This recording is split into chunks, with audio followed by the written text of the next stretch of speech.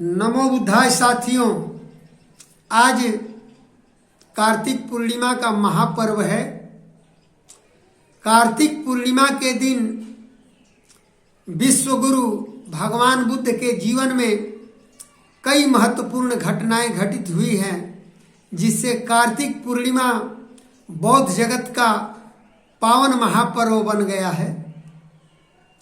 मित्रों, कुछ प्रमुख घटनाओं को मैं आपके समक्ष प्रस्तुत करूंगा।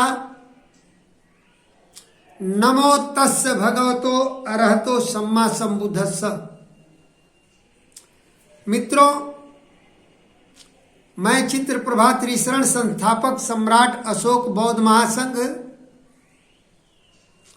कार्तिक पूर्णिमा के बारे में आपके समक्ष कई घटनाएं जो बुद्ध के काल में घटित हुई उसको प्रकाश डालूंगा मैं, जिसे आप लोग ध्यान पूर्वक सुनेंगे। वीडियो को लाइक कमेंट शेयर करके हमारा चैनल धम्मनाद को सब्सक्राइब कर लीजिएगा। मित्रों, आज के दिन भगवान बुद्ध शाक्य मुनि विश्वगुरु द्वारा कश्यप बंधुओं को प्रवज्ञा दी गई थी। दूसरा, सारिपुत धम्म सेनापति को प्रवज्ञा दी थी भगवान बुद्ध ने।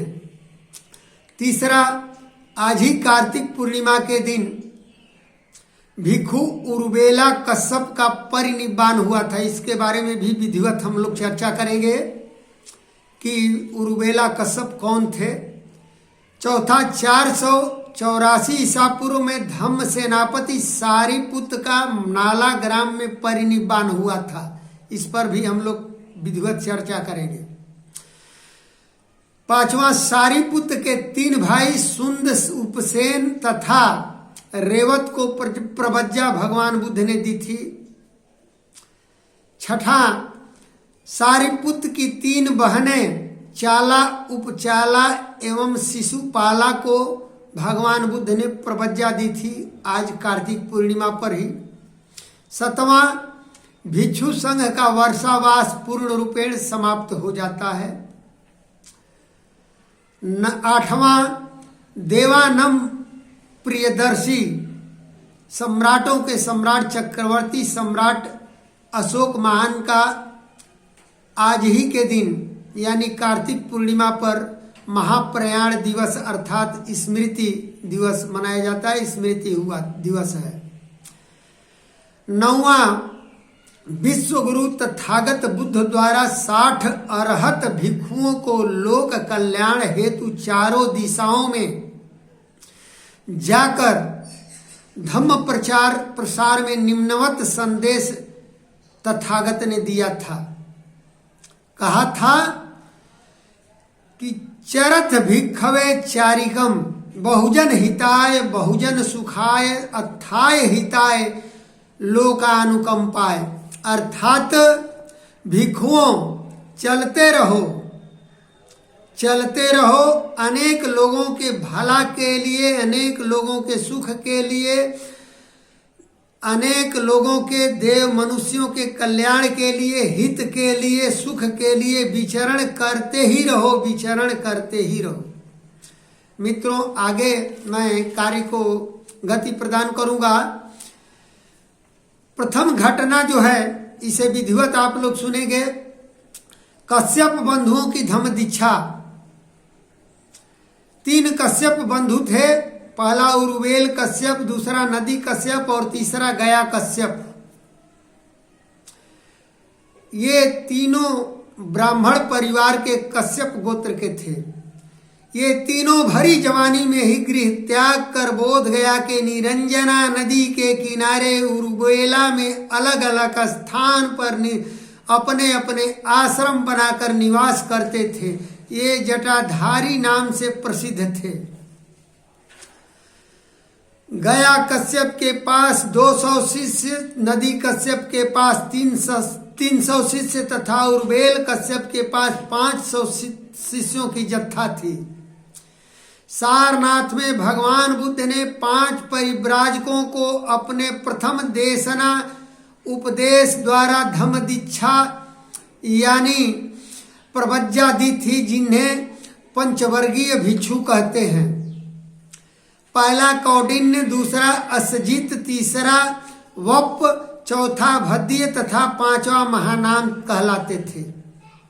यह प्रथम धम्मचक्र प्रवर्तन था।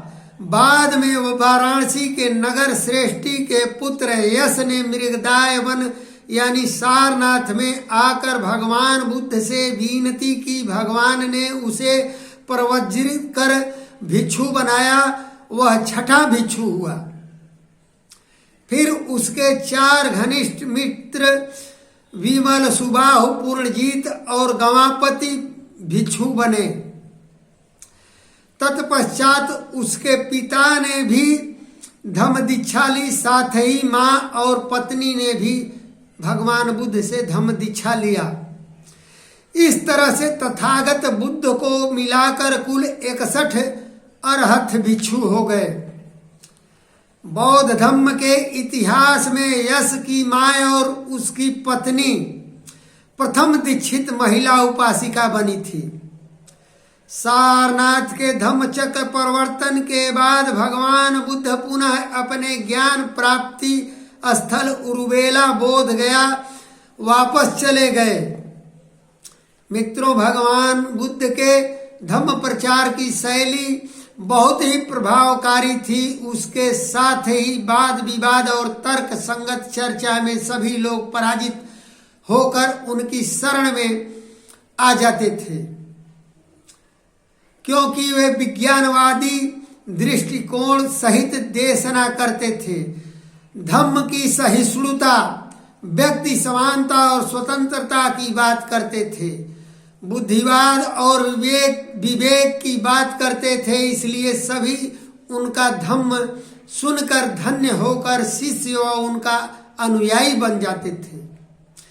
वाराणसी में कश्यप परिवार के 3 कश्यप बंधु जो भिक्षु बने थे, उनके 1000 से ज्यादा शिष्य थे। वे सभी तथागत के धम्म में आ गए, उनकी शरण को ग्रहण किए।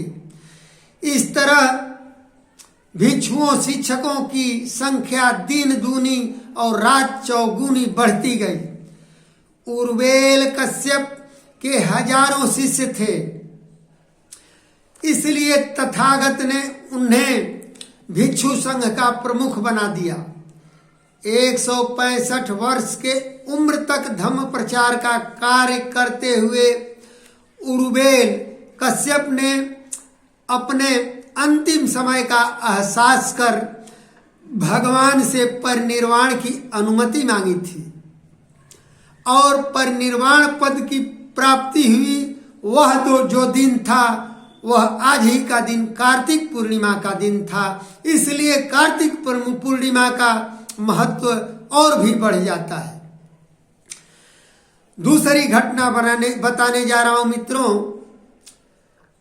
धम्म सेनापति सारिपुत्र की प्रवज्जा। उन दिनों आचार्य वेलिठिपुत्र नाम के विद्वान थे। वे अपने अलिप्तवाद तथा अनिश्चिततावाद सिद्धांत के प्रसिद्ध थे।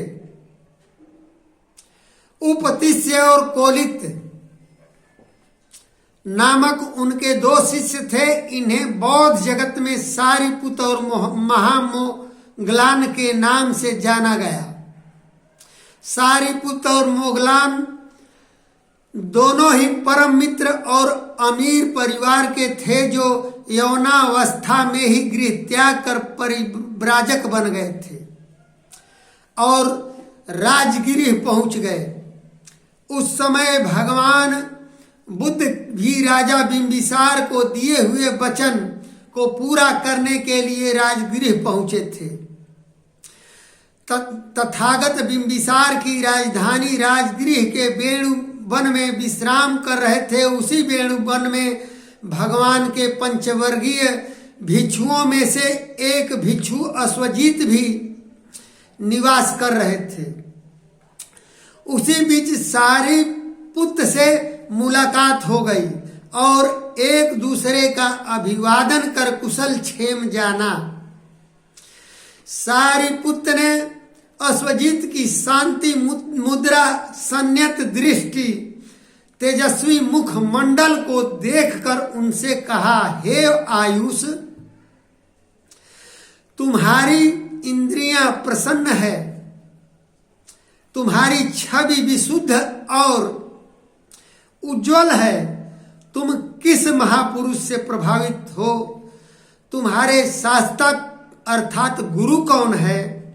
तुम कौन से धर्म का पालन करते हो जिससे इतना तेज प्रवृत्त हो रहे हो? तब अश्वजीत भिक्षु ने कहा, हे आयुष, जो शाक्य कुल से प्रव्रजित हुए हैं, वही तथागत बुद्ध मेरे शास्ता हैं, मेरे भगवान हैं। वही तथागत बुद्ध मेरे गुरु हैं। उन्हीं तथागत बुद्ध शाक्य मुनि के धम्म को मैं मानता हूं।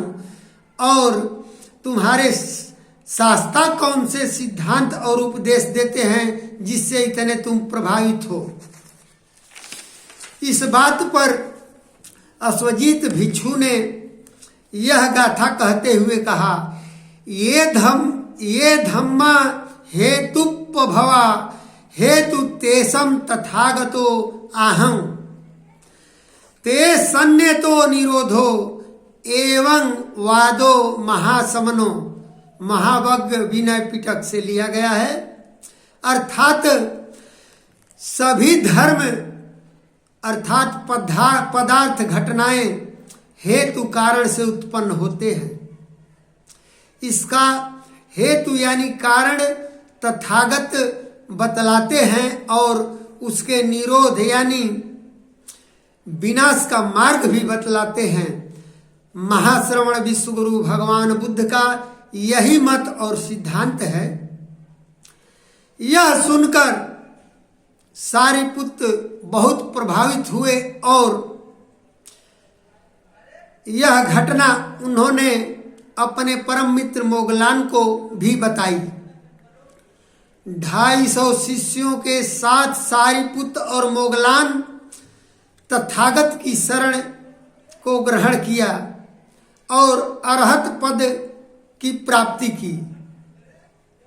प्रवज्रित भिक्षु की दीक्षा के बाद उपतिष्य का नाम सारिपुत्र पड़ा और कोलित प्रवज्जा के बाद महामोगलायन के नाम से विश्व प्रसिद्ध हुए। आगे चलकर इन दोनों भिक्षुओं ने इतनी महानता और प्रसिद्धि हासिल की कि शास्ता भगवान बुद्ध अपना दायां और बायां हाथ इन्हें मानने लगे। तथागत जहां भी जाते इन दोनों शिष्यों को साथ ले जाते। बुद्धत्व प्राप्ति के बाद तथागत कपिलवस्तु गए। राजा शुद्धोधन से उनके महल में मिले, साथ ही यशोधरा से भी मुलाकात की। उस समय भी सारिपुत्र और मोगलान उनके साथ ही थे। भगवान बुद्ध ने अपने पुत्र राहुल को भी दीक्षा देने के लिए तथागत ने सारिपुत्र को ही अधिकृत किया था। भिक्षु भिक्षुणियों की धम्म सभा में एक बार तथागत बुद्ध ने कहा था, क्या कहा था? ध्यान से सुनेंगे। भिक्षुओं, तथागत सर्वश्रेष्ठ हैं। तथागत के बाद सारिपुत्र ही सर्वश्रेष्ठ होंगे और हैं। एक बार सेल नामक ब्राह्मण ने पूछा कि आपका धम्म सेनापति कौन है? तो भगवान ने बताया था कि मया पवत्तितम चक्कम धम्म चक्कम अनुत्तरम सारिपुत्तो अनुवेत्ति अनुजातो तथागतम। अर्थात मैं जो धम्म चक्र प्रतिस्थापित किया हूं उसे सारीपुत्र ही तो चला रहे हैं। वे तथागत के पीछे पीछे चलने वाले हैं। यही हमारे धम्म सेनापति हैं। विश्व विजेता सम्राट अशोक का वरिष्ठ पुत्र जिस प्रकार मुख्य सेनापति के समान मदद करता है, वैसे ही धम्म चक्र परिवर्तन करने में मेरा मुख्य शिष्य सारीपुत्र ही करता है। कालांतर में सारीपुत्र भी जब वृद्ध हो गए, परिनिर्वाण का समय आ गया, तो इच्छा प्रकट की और कश्यप बंधु के समान ही तथागत बुद्ध से अनुमति मांगी और उस दिन ही उनका परिनिर्वाण प्राप्त हुआ, अर्थात वह मरणासन पर हुए। वह जो दिन था ईसा पूर्व 484 ईसा पूर्व, आज ही का दिन कार्तिक पूर्णिमा का दिन था। इस परिनिर्वाण के लिए उन्होंने अपने जन्म स्थान राजगृह के निकट नालक ग्राम में अंतिम सांस ली थी। उनके चीवर पात्र धातु तथा उनकी वस्तुएं उनका छोटा भाई भिक्षुचुंद श्रावस्ती के अनाथ पिंडक के जेतवन राम विहार में आया, जहां शास्ता तथागत भगवान विहार कर रहे थे। उस जेतवन में आए तथागत बुद्ध ने कालापी नामक स्थान पर उनके धातु चीवर और पात्र रखकर उस पर एक धम्म स्तूप बनवाया।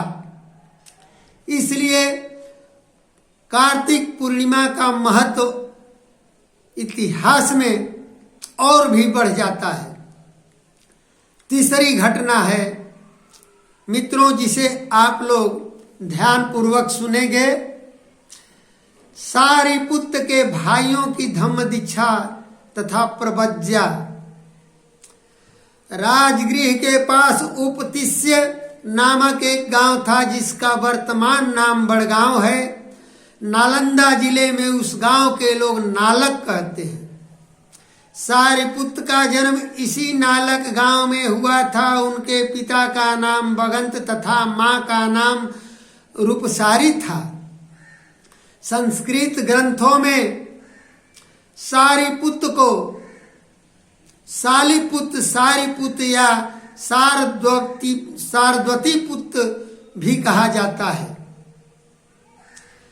लेकिन उनके घर के लोग उन्हें उपतिस्य ही कहते थे और उपतस्तिस्य के नाम से पुकारते थे। सारीपुत्र के 3 भाई चुंद, उपसेन और रेवत थे और 3 बहनें जिनका नाम चाला, उपचाला और शिशुपचाला था।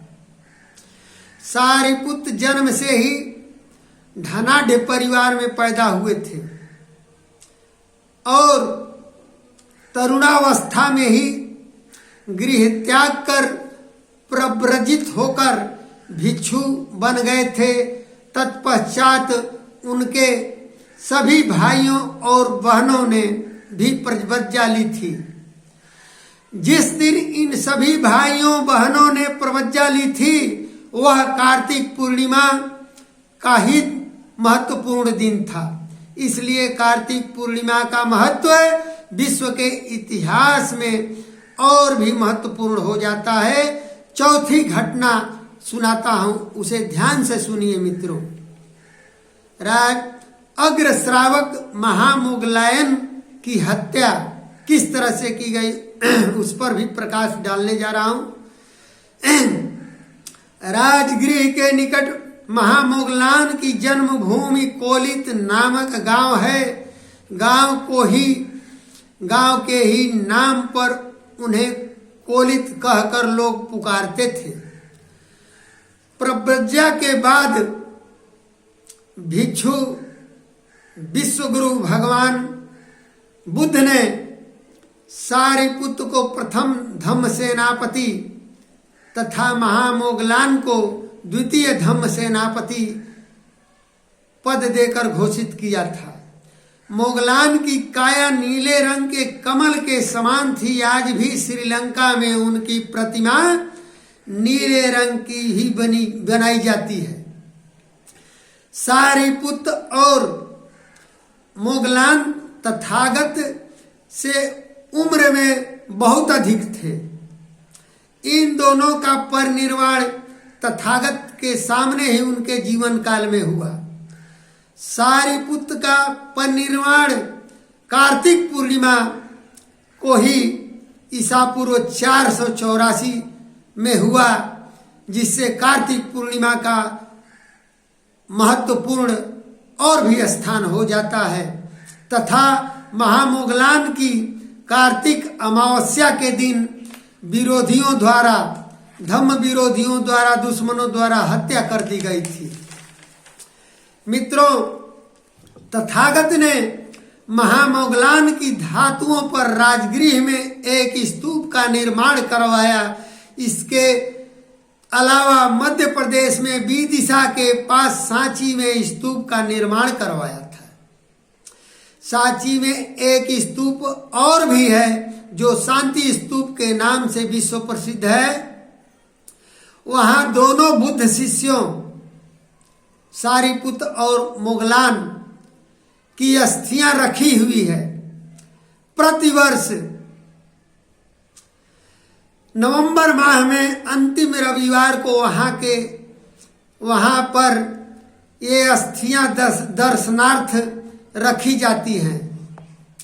इस माह में कार्तिक अमावस्या को, जिस दिन हिंदू दिवाली का त्योहार मनाते हैं, इसी अमावस्या को महामोगलान भिक्षु की हत्या की गई थी।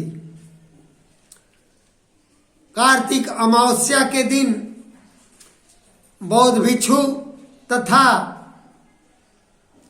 उपासक उपासिका पंचशील ग्रहण करते हैं तथा उपोषथ व्रत रखते हैं। पांचवी घटना मैं बताने जा रहा हूं मित्रों, ध्यान से सुनेंगे। पांचवी घटना, आधुनिक मूलगंधकुटी विहार सारनाथ श्रीलंका निवासी महान धम्म अनुयायी अनागारिक धम्मपाल जी ने पाकिस्तान के तक्षशिला से प्राप्त तथागत भगवान बुद्ध की पवित्र अस्थियां भारत लाए और मिगदाओ विहार सारनाथ में भगवान बुद्ध की प्रथम देशनास्थली के 1000 बौद्ध विहार में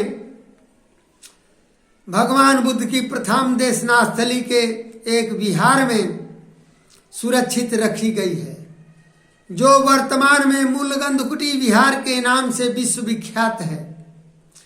इसका उद्घाटन 11 नवंबर 1993 को हुआ और प्रतिवर्ष कार्तिक पूर्णिमा को तथागत बुद्ध की इन अस्थियों को पूजा अर्चना के लिए तथा श्रद्धालुओं को दर्शनार्थ बाहर निकाला जाता है, उन्हें दर्शन करने के लिए। संपूर्ण सारनाथ में इन पवित्र अस्थियों को शोभा यात्रा के रूप में निकाली जाती है। बाद में पुनः इन्हें मूल गंधकुटी विहार में स्थानापन्न कर दिया जाता है। इन अस्थियों के दर्शन हेतु चीन, Japan, Bhutan, Nepal, America, Myanmar, Tibet, Thailand, पूरे विश्व के लोग, देश विदेश के लोग सारनाथ में आते हैं। भगवान बुद्ध की तपोस्थली, देशनास्थली की मिट्टी पर माथा टेकते हैं। अतः यह कार्तिक पूर्णिमा का महापर्व है, जिस दिन यह अस्थि दर्शन कराया जाता है और बहुत बड़ा भव्य यहाँ पर जो है बौद्ध धम्म के अनुयायी दृश्य को देखने आते हैं। कार्तिक पूर्णिमा भिक्षु संघ का वर्षावास पूर्ण रूपेण समाप्त हो जाता है। बौद्ध उपासक उपासिकाएं भिक्षु संघ को चीवर दान करते हैं। विश्वगुरु ने इसी दिन अरहत भिक्षुओं को पूरी दुनिया में धम्म के प्रचार प्रसार के लिए भेजा था।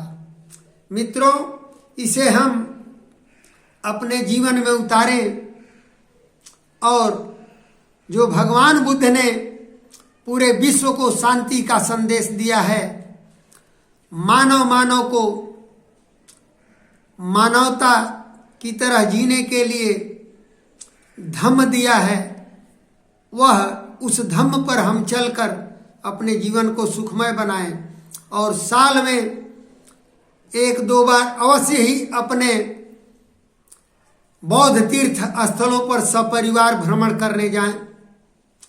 इन्हीं शब्दों के साथ मैं अपनी वाणी को विराम देता हूं। धम्मनाद चैनल को सब्सक्राइब कर लीजिएगा। सादर नमो बुद्धाय। जय संविधान, जय भारत।